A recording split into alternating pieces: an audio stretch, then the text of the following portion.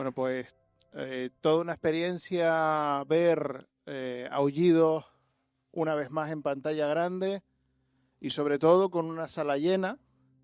Así que antes que nada agradecerles que nos hayan acompañado hoy, que en este evento pues tengamos esta sala repleta de gente disfrutando de la película y por supuesto agradecer a Joe Dante por acompañarnos hoy, por estar aquí con nosotros y tener esta ocasión de entablar una pequeña charla con él y poder acercarnos un poco más tanto a esta película como a otros títulos de su filmografía. Bueno, señor, yo sí es verdad que me gustaría empezar la charla no tanto con Aullidos en sí, sino yo siempre he tenido la impresión de que en su cine hay mucha herencia de su infancia y de ese gusto por el cine de género, y que eso se traslada a muchas de sus películas, Aullidos, por supuesto, y otros títulos posteriores. Y sí me gustaría empezar pues quizás por una nota un poquito más personal y si nos puede hablar de ese interés por el género fantástico, por el terror, que le llevó a convertirse en director y a dirigir este tipo de películas. Well, first I'd like to thank the festival for inviting me to this marvelous island, which I've never been to before and hope to come back to again. I was a child of the movies. In the 1950s, there were only a couple of things to do. There was radio, television, and records, and the movies, and sports, of course, which I wasn't that interested in. And so I spent a lot of time at the Saturday matinee in the movies, and I learned the magic of seeing movies with an audience. And as you've probably seen tonight, if you have already seen this movie before, it's much better when you see it on a big screen with actual human beings reacting to it, because that's how my generation learned to love movies, was by sharing them with each other. And it's wonderful how many different ways there are for us to see movies, and movies that have been lost for 70 years now are available to see on video. But there's still nothing that quite matches the experience of seeing a movie with an audience. And I felt that tonight.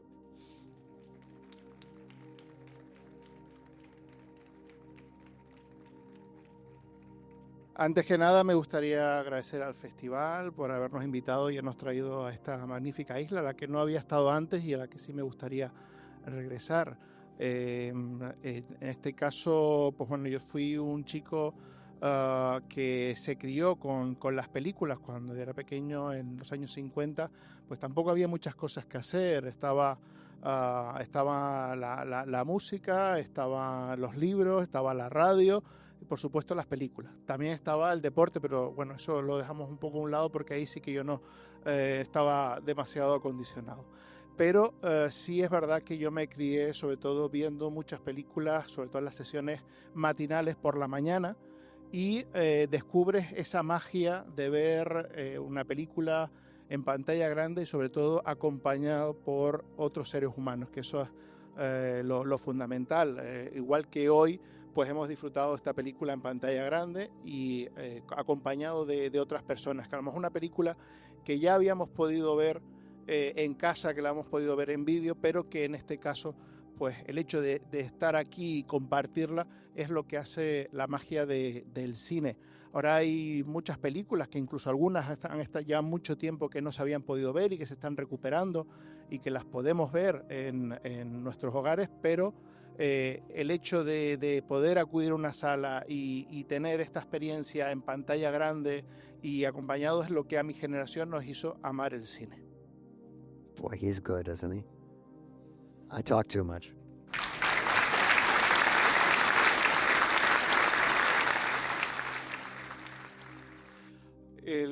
Ahí en la película En Aullidos encontramos pues muchas referencias al cine fantástico clásico, esos dos cortes que vemos durante la película y al final los créditos de El Hombre Lobo de Lon Chaney Jr., pero también, aunque sea una película que en su momento revolucionó la presentación del Hombre Lobo en pantalla, también hay mucho, a nivel estético, muchos elementos que recordamos de las películas de la Universal de los años 40.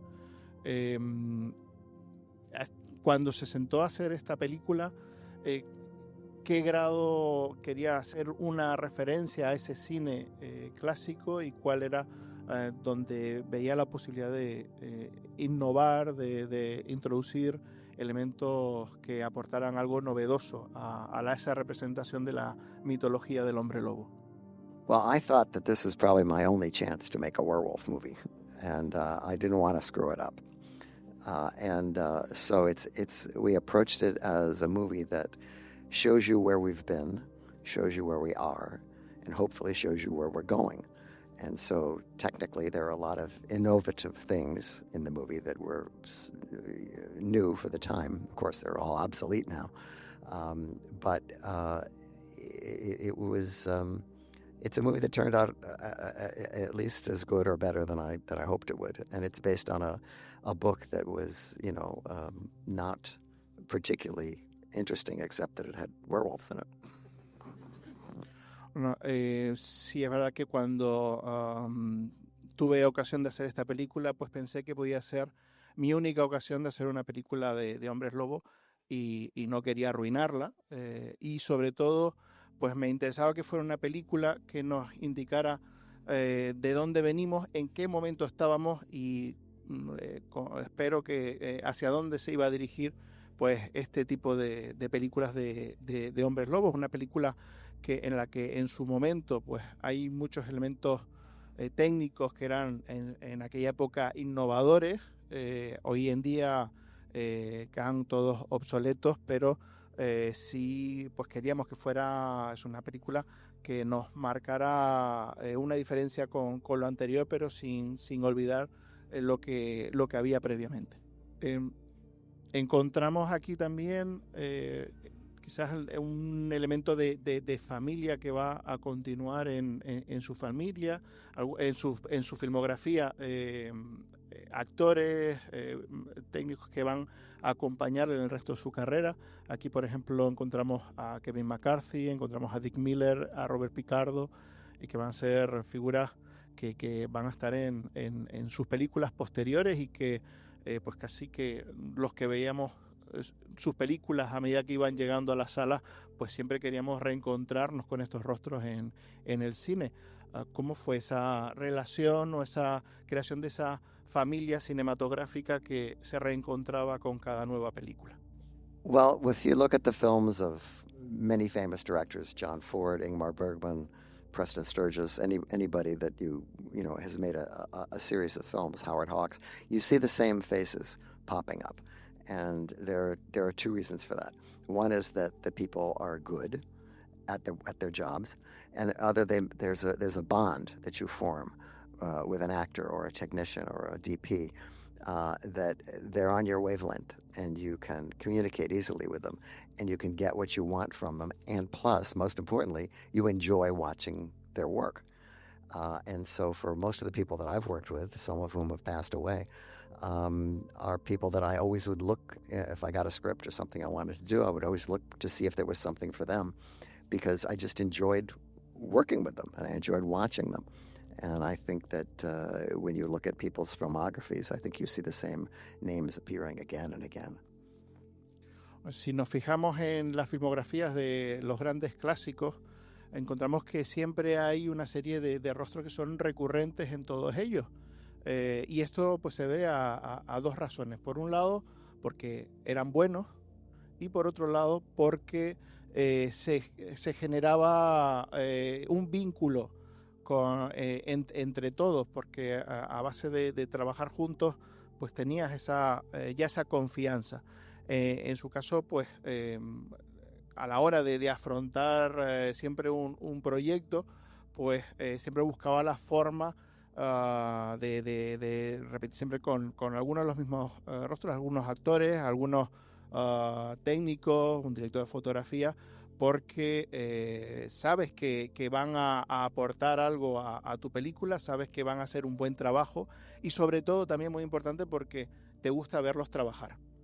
En este caso, pues había, cada vez que yo tenía un guión, un nuevo proyecto, miraba a ver dentro de ese guión dónde podía asignar a algunos de mis colaboradores habituales para saber qué papel podían desarrollar ahí y poder disfrutar, poder tener mantener ese vínculo con ellos.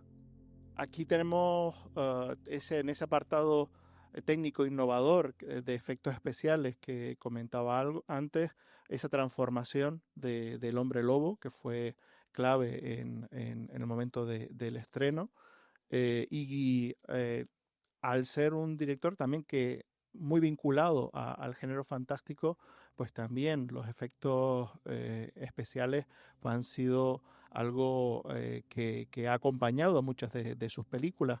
Aquí pues contó con Rob Bottin para la transformación.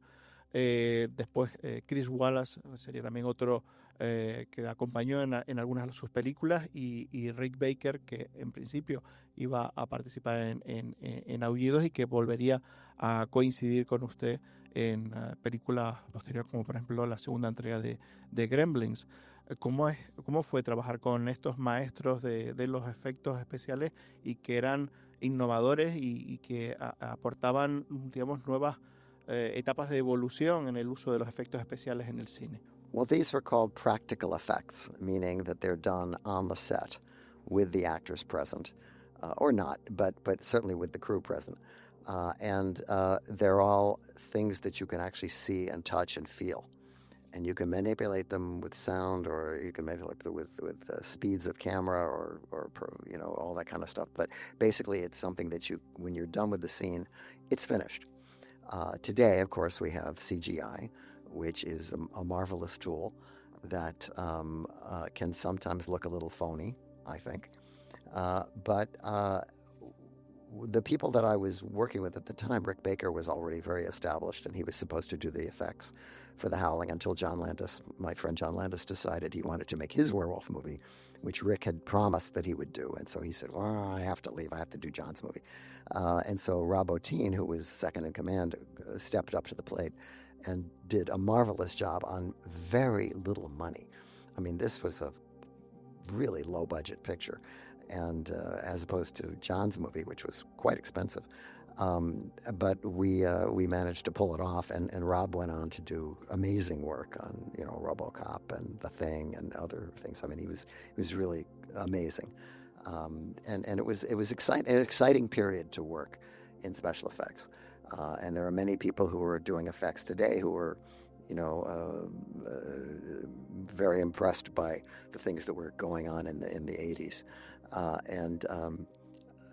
But the things that are, if you can imagine it, you can have it on screen, depending on how much money you have. But for those of us who are working in the low budget era, it was a matter of being clever, and a matter of editing. Editing is extremely important to presenting special effects because you don't want them to see things they're not supposed to see. But I think it was kind of a golden age, and I sort of miss it. Comenté que nos referimos sobre todo a los efectos prácticos, que son aquellos que que tienen lugar en el set, con los actores presentes o no, pero desde luego sí con el equipo de rodaje de la película, que son efectos que se hacen en ese momento, y una vez terminas de rodar la escena, ya están hechos. A día de hoy pues tenemos los efectos digitales que se hacen a posteriori, que algunos pues a veces quedan un poquito extraños, pero que en aquella época pues tenía digamos una época en la que todo se hacía de manera artesanal en el set, y que pues en este caso él tuvo la ocasión de poder trabajar con algunos maestros en Aullidos. el que iba a ser el encargado de los efectos prácticos era Rick Baker, pero justo coincidió que John Landis inició su película de Hombres Lobo y Rick Baker se había comprometido con él y tuvo que irse, entonces fue, digamos, su segundo de a bordo, Rob Bottin, quien se encargó de llevar a cabo esta película, que hizo un trabajo magnífico y sobre todo lo hizo con muy poco presupuesto, porque esta es una película de bajo presupuesto frente a, por ejemplo, la de John Landis, que tenía un presupuesto mucho mayor y que después pues seguiría contando con grandes expertos en efectos especiales. Rob Bottin pues seguiría su carrera, trabajaría en películas como Robocop, como La Cosa, y pues es una época dorada de los efectos que él pues está contento de haber podido participar en ella. Hay otro colaborador por el que me gustaría preguntarle, que en este caso una pregunta a la que a mí me apetece mucho hacérsela, que es Jerry Goldsmith. En el apartado musical pues juega un papel muy importante en sus películas y Goldsmith pues fue un colaborador digamos, a partir de Twilight Zone pues en todas sus películas y siempre innovando en digamos, el uso de la música dentro de la película. Me gustaría pues, que si nos puede hablar un poco cómo fue esa relación con este compositor. Well, this film and my previous film were scored by Pino Donaggio, who was an excellent composer who had done Don't Look Now, and I was amazed that we were actually able to get him to do a film like this, and he did a great job. But when I was hired to do the Twilight Zone movie, Jerry Goldsmith had already been hired to do the music, and so my segment was a kind of a strange story about a little boy who wishes people into cartoon land, and had a lot of strange sound effects and musical cues. And we got along great. Jerry and I really did hit it off. And so when it came time to do Gremlins, I asked him to do that. And it turned out that in the end, I worked with Jerry more often than any other director. Franklin Schaffner was very close, but didn't quite make it. And we just got along, and I'm not musical. I don't read music. I like music, but I don't have any expertise. But we had a wonderful collaboration, and he did, I think, some of his most offbeat and interesting music for me, and we just enjoyed each other. That's a great relationship to have, and luckily it lasted through a whole number of pictures, which frankly probably wouldn't have been as good without Jerry's music. Mis dos primeras películas, esta película y la anterior, la música la hizo Pino Donaggio y realmente hizo un estupendo trabajo. Lo que sucede es que cuando me contratan para participar en The Twilight Zone, ya Jerry Goldsmith está en el proyecto. Yo tenía un segmento sobre un niño que quiere pues, llevar a la gente a una especie de mundo de dibujos animados muy, muy alocado, donde había muchos efectos de sonido, teníamos muchas piezas musicales del mundo de los dibujos animados, de los dibujos animados, y pues la verdad es que me lo pasé muy bien trabajando con Jerry y pues a partir de ahí pues la verdad es que trabajamos en muchísimas películas juntos. De hecho soy el director con el que Jerry trabajó en más ocasiones. Franklin Schaffner está ahí cerca, pero al final él y yo trabajamos muchas veces juntos. Y es verdad que yo pues no tengo muchos conocimientos musicales, digamos la música no está dentro de mis habilidades. Me gusta la música, pero en este sentido no es parte de mi terreno de conocimientos, pero siempre me lo pasé muy bien trabajando con Jerry. Teníamos una muy buena relación y siempre pues me gustaba la forma en la que introducía elementos en estas películas. Creo que mis películas fueron mejores gracias a la colaboración con Jerry Goldsmith. Mi última pregunta antes de pasar al público, sí quería preguntarle por una película que no es una película de terror, pero que habla de la importancia del género fantástico y que creo que es una forma también de dar digamos una visión de la importancia que tiene el cine y determinado cine a la hora de afrontar situaciones, realidades muy duras. Me refiero a Matinée, creo que es una de mis películas favoritas de su filmografía, y sí quería pues que nos comentaran, porque es una película que no es una autobiografía, pero sí es verdad que el protagonista yo encuentro que tiene elementos en común, su gusto por las revistas de cine, por las Famous Monsters de Forrest Ackerman, por ese cine de serie B, y esa recreación de una especie de película de la época que es Mank. Pues sí me gustaría que un poco nos comentara cómo surgió ese proyecto y cómo fue trabajar en él. Well, Matinee was a movie that I was able to make because it was funded from overseas, and the money kept falling apart. But there was a distribution deal with Universal, and they kept adding money. They said, "Well, you didn't get your money. We'll pay this week." Anyway, it ended up being a Universal picture, which was great for me, but because they had big distribution, but also bad for me because it was a much more small movie, and it was more like a Miramax movie. But of course, they opened it in lots of theaters, and it didn't have big movie stars, and it bombed, and as so many of my movies have done. But like other movies of mine, it has gained a fan base over the years because the advent of home video has allowed people to be familiar with movies that they didn't see theatrically and didn't even know existed. And so when I got the chance to do Matinee, which is set during the Cuban Missile Crisis, in which I was the same age as the protagonist and had a little brother the same age as his character's brother, it was very personal for me because that was the weekend that we thought there was not going to be any school on Monday or Tuesday or ever. And if you weren't there, it's really hard to imagine how truly we believed that the world was going to end. And so it seemed to me that would be an interesting topic for a movie. So we made a movie about kids who love movies going to what might be their last matinee. And it was a wonderful experience. I think it turned out to be a terrific movie. John Goodman is great in it. And I was very happy, but it just crickets chirped in the theater. Nobody showed up. But over the years, it's become much more popular, and many people come up to me and say how much they liked it. And also, another movie of mine, Explorers, that was run here recently, is another picture that was a total disaster theatrically. But again, people came up to me and said, "Oh, I love that movie."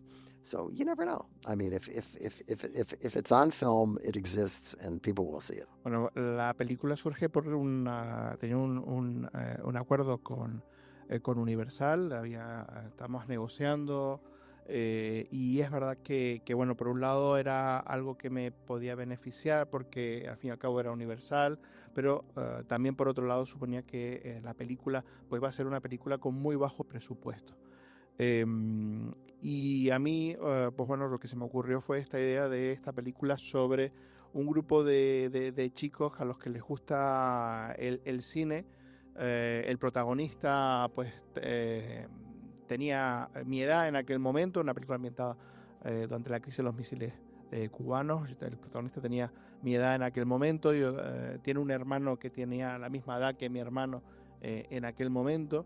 Y para los que no estuvieron allí, pues es difícil ponerse en la situación, pero fue una época muy difícil donde no sabíamos si íbamos a tener clase el lunes, si íbamos a tener clase el martes o si volveríamos a tener clase. Todo el mundo pensamos que el mundo se iba a acabar en aquel momento. Y pensé que pues era un buen contexto para contar la historia de unos chicos que iban a ver la que podría ser su última sesión matinal en el cine. Y bueno, fue una película que en su momento se estrenó y fracasó, como muchas de mis películas, pero que con el paso del tiempo, pues la verdad es que mucha gente la ha ido descubriendo gracias al vídeo y se me acercan y me dicen que es una película que les ha gustado mucho, y ha ido adquiriendo pues una serie de seguidores que les gusta la película, como otro título mío, Exploradores, que se está también proyectando en el festival, que fue una película que fracasó en taquilla, y a pesar de eso, pues a día de hoy sigue habiendo gente que se acerca y me dice que es una película que le ha gustado mucho. Es verdad que bueno, el hecho de que la película fracasara en ese momento, pues fue algo que bastante triste, pero el hecho de que esté la película, que se pueda recuperar, pues hace que a día de hoy pues esas películas sigan vivas y sigamos disfrutando de esas películas. Y ahora ya sí pasamos al público. Vamos a ir mirando. Ya tenemos una mano por aquí. Bueno, son bastantes manos. No sé si vamos a poder todos. Vamos a intentarlo. Por ahí fue la primera. Bienvenido, señor Dante. ¿Tiene pendiente alguna secuela que a usted le gustaría haber hecho de su filmografía? ¿O cree que alguna de sus películas deberían haber terminado ya ahí y no hacer ninguna otra parte? Well, for people like me, there hasn't been anything pending for quite a while since COVID. And then, of course, you probably heard about the strikes that we had in Hollywood. So there was nobody writing and nobody acting. And these days, you have to get your financing in place in order to make the movie. And because the studios are only making superhero movies. And if you don't want to make one of those, then you're out of luck. Yeah, of course, I've got projects. I spend time trying to fund them. But my feeling is that we're all like Orson Welles in the late stage of his career, where all he was doing is trying to get money, and he was never getting to make a movie. Ahora mismo la situación está un tanto delicada. Seguramente han oído una cosa que se llama COVID, y también ahora está la huelga de actores, por lo que eso pues ha paralizado mucho la industria, que por supuesto siempre hay proyectos, siempre está películas que te gustaría hacer, pero que ahora mismo él se siente, o muchos directores se sienten como Orson Welles en su última etapa, donde realmente lo que están es buscando dinero, buscando financiación para poder hacer sus películas. Teníamos por aquí 2 preguntas, vamos siguiendo hacia detrás. Ahí tienes. Mi película favorita siempre ha sido de su filmografía una comedia maravillosa que usted dirigió que se llamaba The Burbs, con un elenco actoral increíble, insuperable, encabezado por el gran Tom Hanks. ¿Nos puede contar, o sea, esto es un deseo de fan realmente, nos puede contar algo, una anécdota sobre ese rodaje, sobre esa película? ¿Qué memorias le trae ese proyecto a la mente? Well, the question was about The Burbs, and that was a movie that I really enjoyed making because I was the only person on the Universal lot making a movie because there was a writer's strike at the time. And so it was just us, and we were shooting it all on the back lot, even though the studio had originally wanted to shoot it on the real locations in Oregon.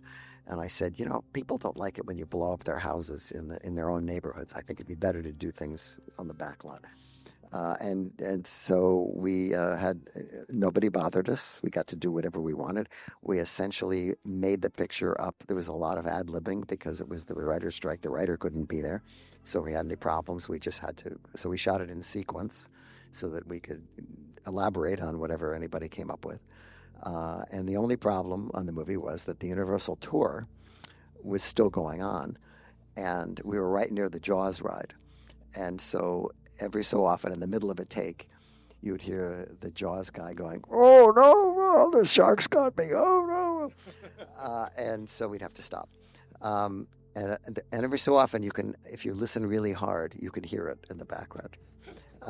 But the actors were wonderful. I had a great time, and it turned out to be a really good movie. Pues fue una película con la que se lo pasó muy bien. Que fue una película que coincidió con la huelga de guionistas, y que si bien el estudio quería hacerlo en localizaciones reales, ellos me comentaron que quizá que a la gente no le hace mucha gracia que estén al lado de su casa rodando películas y que a lo mejor sería hacerlo en plató, digamos, en los propios estudios, y así tener mayor control de la producción. Que al ser la huelga de guionistas, pues no los tenían por ahí, y entonces tenía, digamos, una mayor libertad a la hora de poder hacer la película como ellos quisieron, que la rodaron en orden secuencial, es decir, rodaron de acuerdo al orden del guión, y eso les permitió pues ir añadiendo elementos a medida que avanzaba el rodaje, que todos se lo pasaron bastante bien, y que el único inconveniente era que lo que sí se mantenía activo era el tour de Universal, y entonces de vez en cuando oían por ahí, oh no, el tiburón está activo, y que tenían que parar el rodaje. Que incluso si ponen un poco de oído, en algún momento de fondo se puede escuchar algo. Pero que en cualquier caso, pues bueno, fue una película donde se lo pasó muy bien y que tiene muy buen recuerdo de ella. Buenas noches.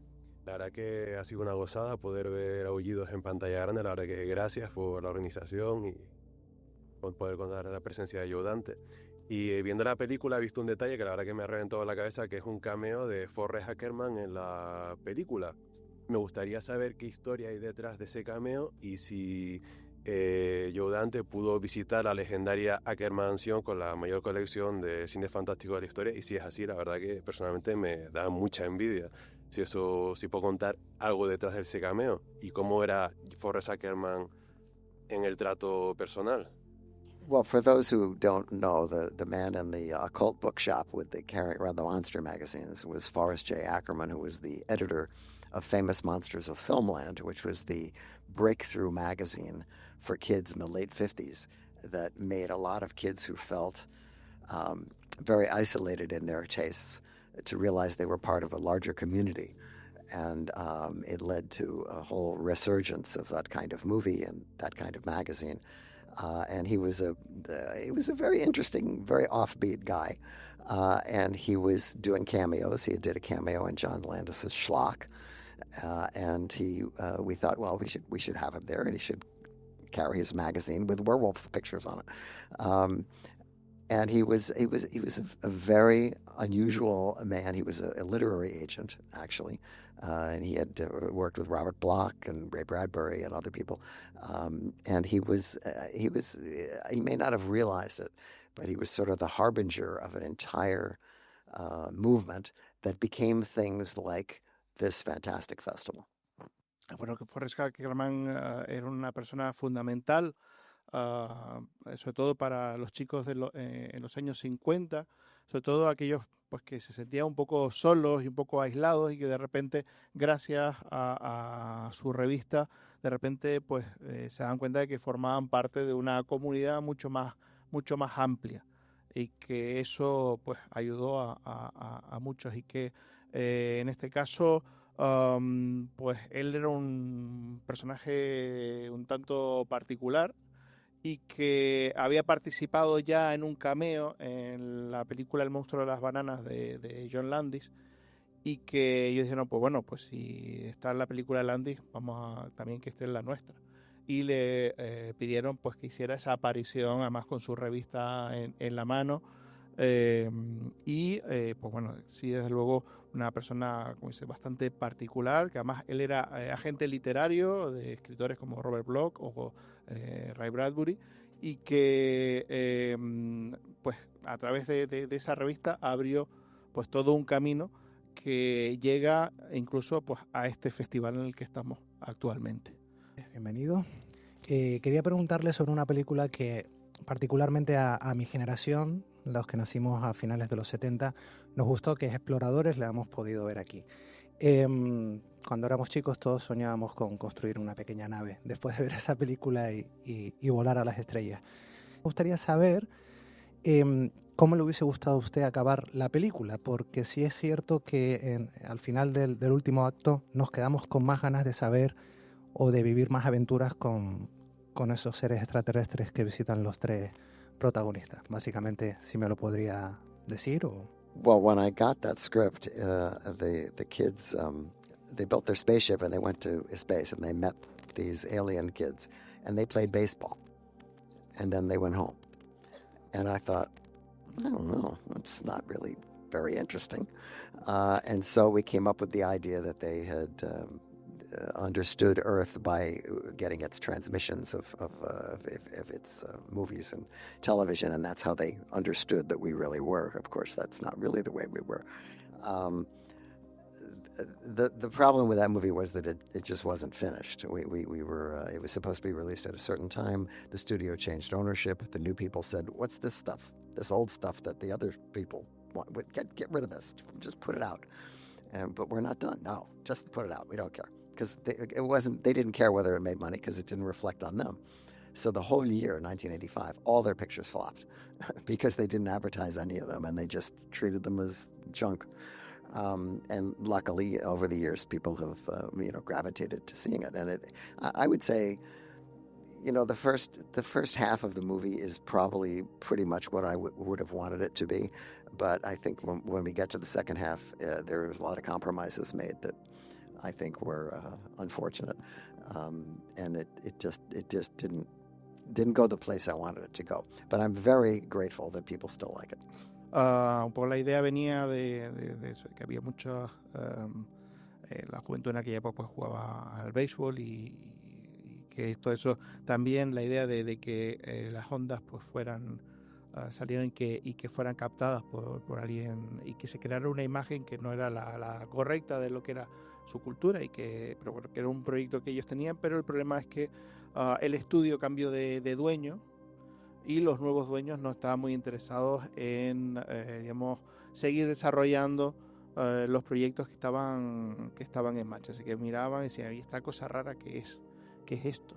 Dice, no, deshazte de esto. Vamos, ya cerramos, acabamos. Dice, pero mira que todavía no está acabado. Dice, no, cerramos ya y sacamos la película con lo que está. Y que, claro, que muchos de todos los proyectos de ese año, de 1985, cuando se estrenaron, después fueron un fracaso porque no se les hizo publicidad, porque eran proyectos que no se habían acabado adecuadamente. Que en el caso de Exploradores es una película que él sí considera que la primera amistad está satisfecha con ella y que es la película que él quería hacer, pero en la segunda mitad pues tuvo que un poco aceptar, llegar a una serie de compromisos con los que no estaba de acuerdo y que con eso él no está tan satisfecho, pero que le gusta el hecho de que la película se siga viendo y que siga pues la gente acercando porque le ha gustado la película, que está contento con eso. Antes que nada quería darles las gracias porque usted con Aullidos y John Landis con Thriller fueron los encargados de traumatizar mi infancia y quería preguntarle cuál es su opinión. ¿Cree que hoy en día se está abusando muchísimo del CGI, de lo que son los efectos especiales digitales y estamos perdiendo la esencia de crear cine realmente, como estaba diciendo antes con sus efectos? Gracias. Well, it's sort of the blockbuster mentality, the idea that if you can make a big, expensive movie that makes a lot of money, you can make 5 more of them. And the idea of just doing a simple story is not as appealing to the studios as it used to be. And so what we get a lot of movies with cities burning and planets exploding and entire societies collapsing, all of which is shown to you on the screen, and which isn't inherently very interesting.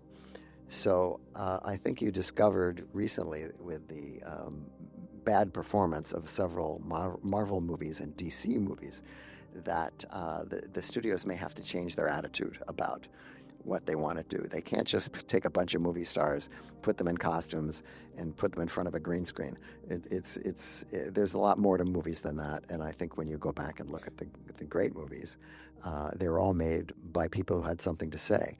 And you really do get the impression when you watch some of these superhero movies, and I'm not knocking the genre, but that they're just being made because they want to make another movie that makes a lot of money. So I don't think that's very good for the future of movies, and I don't think the audience is very happy either. Dice que, claro, que es una mentalidad de producción de blockbuster, donde lo que quieres es que si una película da dinero, quieres hacer otras 5 igual para que sigan dando dinero. Y que eso pues lleva a, digamos, a hacer una serie de películas donde la intención es seguir repitiendo el mismo patrón, que ahora mismo lo podemos ver pues con toda esa cantidad de películas de superhéroes de Marvel, de DC, que se están haciendo, y que muchas de ellas están ahora fracasando en taquilla, y que después el estudio lo que no le interesa tanto es hacer una película sencilla de una historia sencilla, sino siempre tiene que tener esa idea de progresión.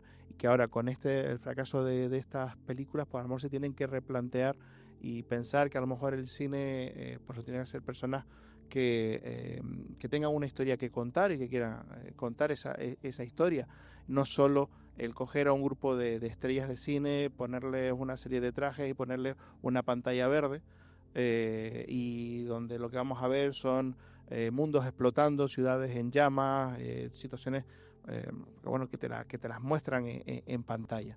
Que a lo mejor hay que replantearse el formato, que no quiere, con eso no está atacando a las películas de superhéroes, sino pues esa forma de hacer cine, y que quizás pues el cine debe volver a una esencia de contar una historia. Bueno, mi pregunta era, a lo largo de su dilatada carrera, ¿cuál es ese proyecto que quizás se le ofreció o se le pudo escapar de las manos, o su proyecto soñado? ¿Cuál sería? Well, if you look at people's resumes, you see a lot of unmade movies. In fact, most people have more unmade movies on their resume than movies that they actually got to make. And sometimes they make movies because they need the money, and sometimes they make the movie because it's something that they love and they've wanted to get it off the boards over a period of years. But as far as I'm concerned, I'm happy with what I was able to make, and I made what I was allowed to make, but I have a lot of projects that I wish I had been able to do. One of which was a movie called Termite Terrace, which was about the adventures of Chuck Jones and Bob Clampett and Tex Avery at Warner Brothers in the 1930s when they were creating the cartoons. But that didn't happen. There was a version of The Mummy. I know how many mummy movies there have been, but there was one in the 80s that John Sayles wrote that was a modern version of The Mummy, which we thought was pretty good.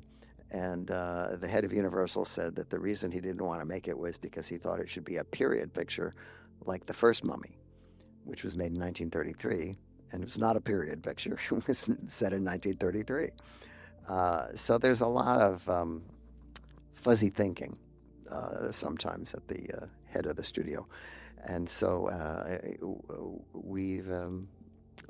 we're lucky to get to make what we get to make. And we're pretty grateful.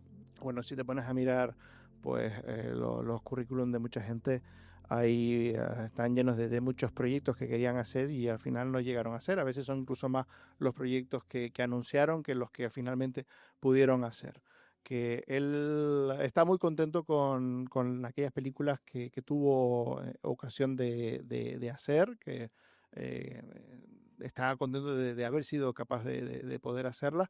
Y que sí es verdad que, bueno, a lo mejor hay algunos proyectos que tuvo en sus manos y que finalmente no la pudo hacer. Uno pues vinculado sobre todo con el mundo de la animación, con figuras de la animación como Chuck Jones, y que quería hacer una historia sobre cómo fue aquel momento de eclosión de aquella generación de animadores, y que no lo pudo hacer. Y otro era un proyecto sobre la momia, que es verdad que hay muchas películas sobre la momia, pero había un guión de John Sayles que creían que podía ser una buena película de la momia, y que en este caso pues se lo presentaron al estudio, y el estudio dijo que realmente a ellos lo que les interesaba era hacer una película de época como había sido digamos, ambientada en el año 33, y la de ellos era una película contemporánea, y por eso al final pues no se pudo hacer, que a veces los estudios pues tienen una serie de decisiones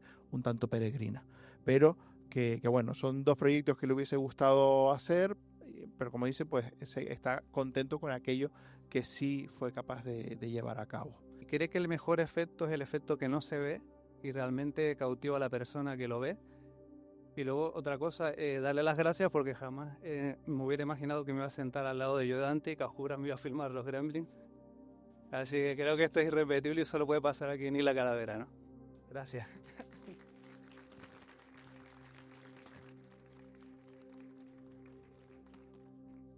Well, as far as the effects thing,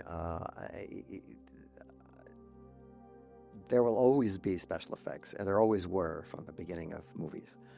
Georges Méliès was like all special effects. But the movies give us things that we can't see walking down the street. They are supposed to inflame our imaginations, and they're supposed to appeal to our sense of beauty. And a lot of times that requires special effects.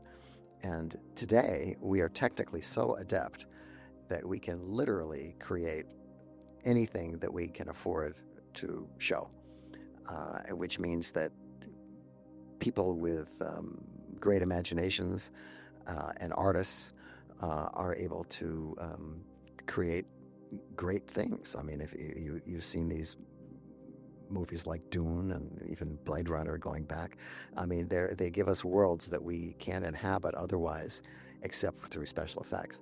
And so it's here to stay.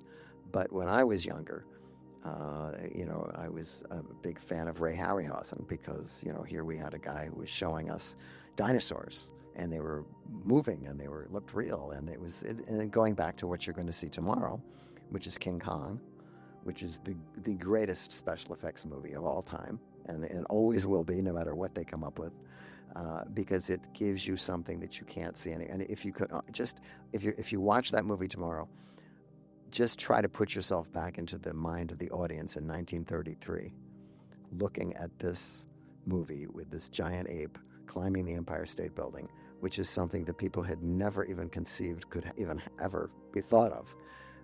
And that's one of the reasons it was such a groundbreaking movie, and so it led to, again, things like this festival. Los efectos especiales han estado acompañando al cine desde el principio. Tenemos ahí el ejemplo de Georges Méliès, que sus películas estaban repletas de efectos especiales, y que es algo que siempre ha estado ahí, porque el cine siempre ha intentado un poco encender la imaginación del espectador y mostrarle cosas que digamos no estaban en el mundo real o eran inimaginables, que el cine siempre ha buscado crear nuevos mundos, que a día de hoy es verdad que esa creación está limitada por aquello que te puedas permitir, que ahora mismo pues gente con mucha imaginación, grandes artistas pueden realmente llevar a cabo de todo en la gran pantalla. Que cuando él era más joven, pues por ejemplo tenían figuras como Ray Harryhausen, que fue alguien que les enseñó por primera vez dinosaurios que resultaban reales en la pantalla, y que yendo un poco más atrás, pues la película que vamos a ver aquí, King Kong, pues sigue siendo la mejor película de efectos especiales. Sigue siendo una película que, si nos ponemos en la mentalidad de las personas que en 1933 la vieron y vieron pues aquel simio escalando el Empire State, era algo que ellos ni siquiera se habían imaginado, y que para él pues sigue siendo la gran película de efectos especiales, y que fue el origen de muchas cosas que de nuevo pues nos llevan hasta elementos como este festival en el que nos encontramos. Muchas gracias y nos seguimos viendo en Isla Calavera.